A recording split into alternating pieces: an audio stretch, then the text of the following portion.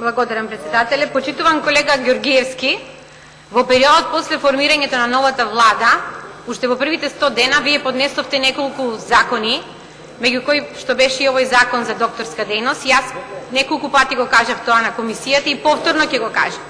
Значи, многу е несериозно од ваша страна, многу е некоректно од ваша страна да поднесувате вакви закони кои што веќе беа дел од предизборната програма на Социјалдемократскиот сојуз и коалицијата и кои што веруваат или не ќе се остварат во наредниот период во програмата на новата влада согласно динамиката на реализирање на буџетите во наредниот период.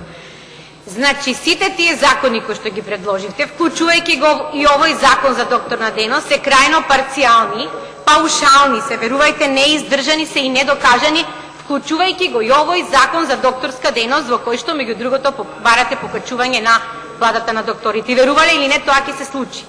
Значи, дали ние ќе започнеме со динамика од 5%, меѓутоа, верувајте, во наредниот мандат тоа ќе се случи.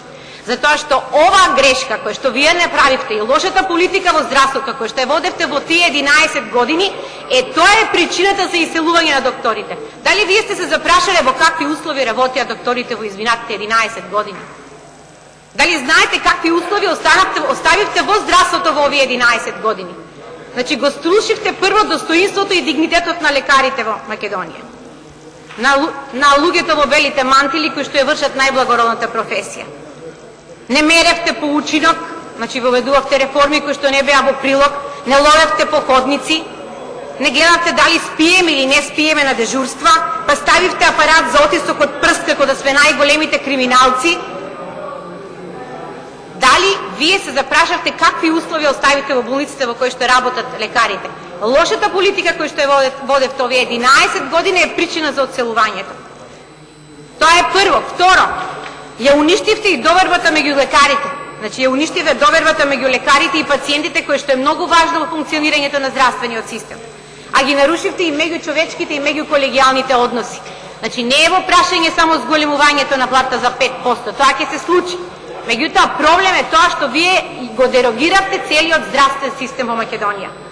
Трето, донесовте реформи стихино преку ног, без да ги прашате страните кои што требаше да бидат засегнати.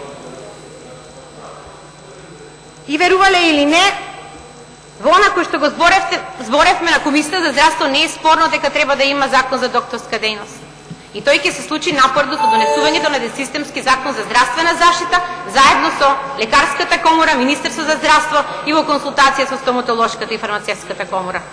Благодарам.